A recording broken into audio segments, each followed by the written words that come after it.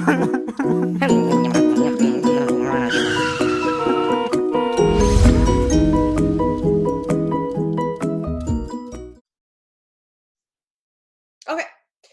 so Kyle, Keller, and I, founders at Ellie, decided that we wanted to put together some information for people based off of our book, How to Stop Freaking the Bleep Out. We came up with how to stop freaking the bleep out during a pandemic. And our goal is to provide you with some expanded skills to be able to use during this time with the same format. So without further ado, Kyle and I will get right into it, and hopefully we can share with you lots of information about how you too can reduce your panic and anxiety while we're all stuck at home. So some of the things we've come up with, the first one is to limit your time on social media and the news, okay? So step one, we want you to put the phone down. Put the phone down. Step two, turn the news off. And step three, like this is important stuff to pay attention to, but stay connected via a news app or one where you can really time your notifications and your alerts and all that kind of stuff. Because if you're anything like me, you will get 1,000 different notifications about every new person that has coronavirus and how bad it's going to get 1,000 times an hour if you don't regulate it. And that's anxiety provoking. So we probably shouldn't do that. And you want to get the information that's relevant to you to stay safe, but beyond that, then it's just more anxiety. Right. And more anxiety is bad. So limit your social connecting via COVID-19. The next one might be one of my favorites, but can you see it? Yeah, there it is. Okay. It's taking space. Most of my clients know that I have no problem making it clear that just because you love your children and you're a parent doesn't mean you have to want to be with them all the time. So I want people to know that they can take space from whoever they are quarantining with, including your kids or even your spouse. So what's been working at the Pash House is us literally taking space. We are taking turns, my husband and I. We've set up a little schedule for all you little type A kids out there. Feel free to do that too, but we're setting up a schedule so that we can make sure we're doing stuff separately. Whether it's a walk or going for a drive. I went for a drive to the mailbox yesterday. It was pretty awesome and very calming. I may or may not have locked myself in my room and binge watched 20-minute TV show, but whatever it is, feel okay to take space from your children because this is crazy making. And I dearly love my family. However, I cannot be around them 24/7 or I will go insane. And you're talking like this is like true extrovert. So you introverts, like definitely do this. I'm sure you guys are probably the experts at this anyways though, so I don't really need to give you advice. But whatever, take space from your people because you will go crazy. Kyle, anything to add? Yeah, no, I think that makes sense. Definitely make time for yourself. Oh, that's a good segue. Because our next skill is talking about your health. So we know in mental health that that taking care of yourself, and I mean like your physical health, is one of the best things you can do. Okay, soapbox moment. I find myself feeling like I'll have new clients come in and they'll be like, I will literally do anything to feel better and less anxious. And I'm like, what if I told you you could feel 60% better in one night? And they're like, I'll do it. I'll do anything. And I'm like, put your phone down and get 8 hours of sleep. And they're like, oh my God, I could never do that. And it's funny because it's one of those things, and I'm guilty of it too. I definitely don't get enough sleep. I really try though. But getting enough sleep is a big one. And with all this extra time on our hands, hopefully people can get more sleep. But back to the tips here. Getting enough sleep is number one. Maybe make a new kind of meal that you like, or go for a walk, or start a new exercise routine. I signed up for Beachbody On Demand like 3 years ago, and I just found out I still have it. So I might mess around on there later and think about think about attempting at trying to work out, which is already a big step for me. So those of you in the same boat as me, we're doing it. Another thing is a lot of specialists and doctors who are not on the front lines are still doing appointments via telehealth. So if you have a specialist that you've been needing to catch up with, or you need to take care of your physical health, you call those clinics and see if they're still doing visits via telehealth. And now's a great time to be able to make that appointment. You don't have to take off that extra hour from work to go driving to and from the appointment if you can do it via telehealth. And then of course, like shameless plug here, do therapy online. Like we can be pretty helpful. I just did a telehealth session about an hour ago and it was great. And I got some really good feedback from my client that said that it was not really different than it is normally. And they felt like they got some really good skills for handling this stuff. So Ellie, we are open and we are definitely taking new referrals. We've adapted and adjusted. So if you want, now's a really good time to take care of your mental health too, by going to therapy. Your help. Okay.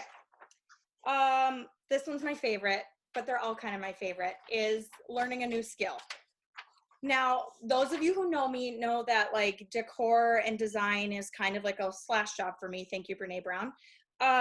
And so I bought some books like a year ago because they looked really cute on my nightstand and they're actually functional. I didn't just like buy books I wouldn't want to look at. So some of these things that I have found that I can learn a new skill with are right in these books that I've had on my nightstand for like a year, including how to play guitar. So my goal, and it's kind of ambitious, is I want to learn how to knit chunky blankets because I don't know how to knit and they look really comfy. And I also kind of want to learn how to play guitar. And so I have this guitar here and I've got my book. And this is the hashtag goals. I have to learn how to tune it first because it's not in great shape, but it is pretty. So, I've always wanted to learn how to do that. I also found out that like Harvard and a couple other places online are offering free classes. I tried doing the computer coding one. It's really hard. So, but that's also because I'm bad at math. So if you want to learn how to do stuff, there's also a lot of really cool online classes. Some of the other books, in case you're curious, were Battles That Change History. I think I might go through this with my kids later, just as like a part of their little social studies lesson. It doesn't look like horrifically morbid on all of the pages, so we might do that. And then on this other book that I had on my nightstand was The Guide to the National Parks. So my understanding is that most national parks or like state parks are still open. So this would be a great thing to do. Like we had talked about, the kids were asking about Mississippi and I'm like, oh, well, maybe we'll take a day trip during this where it's outside to go to the Itasca State Park and see where the whole thing started. So finding books around your house doesn't mean you have to necessarily just read them. They can be activities or learning new skills. And then just commit to it. I ordered knitting stuff online and it should be here in like a week. So I figure I can keep myself busy with the guitar until I get bored with that. And then I'll be able to start chunky knitting in a week. Kyle, what are you going to do for a new skill? We'll probably do lots of reading, but I also have some drywall that I need to patch soon here from a plumbing issue. So I might learn how to do some drywall and construction work. That's good that you brought that up because I like the millennial way of doing things, which we are millennials, but we don't always do things millennially. You can learn how to do just about anything you want on YouTube. Are you going to use YouTube? Yeah, I always use YouTube to find instructions on how to do things like that. Yeah. Sweet. I think that's a really good idea. Now, if all of this sounds like really overwhelming, then pay attention to our next skill. Because the next one is be productive or not. And I need to read this one because it's like a tongue twister. Step 1, if you're a doer, do. If not, don't. If you're a doer who doesn't want to do, don't. And if you're a don'ter and want to do, do. Make time to play and do stuff or not. I mean, it's really kind of that simple. I, for one, am a doer who does better if I'm doing. However, I've been taking this as an opportunity to get caught up. I really want to watch that new like Tiger King thing on Netflix, which sitting down and binge watching a TV show is just not something I do.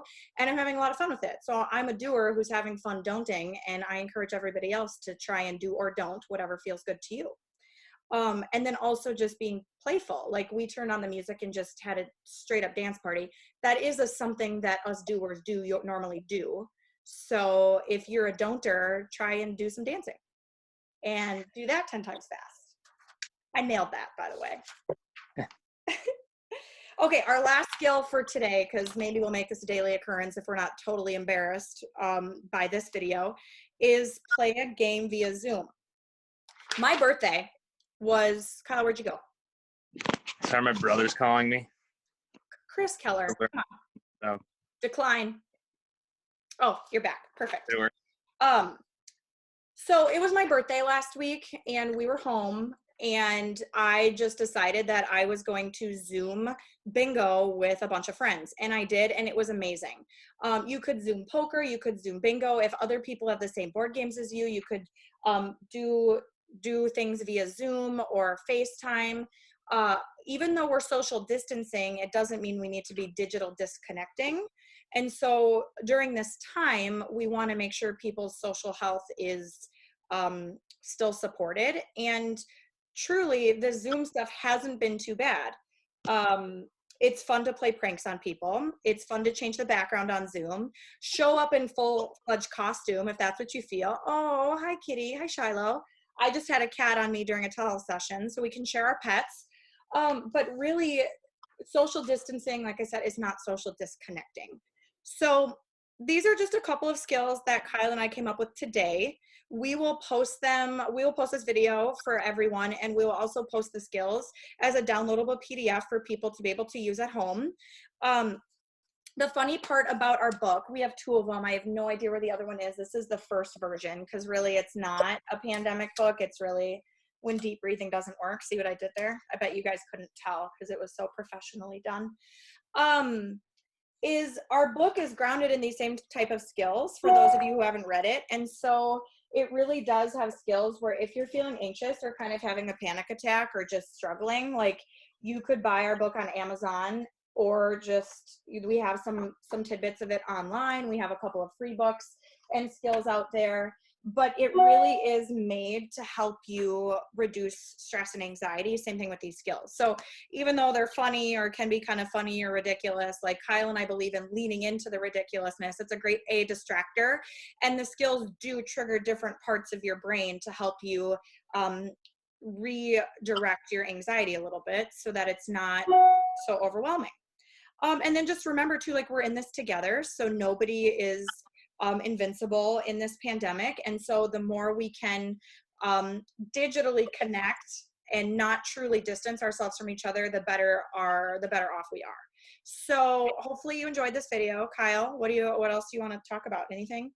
Yeah, I think just to summarize, to stay safe, to stay connected.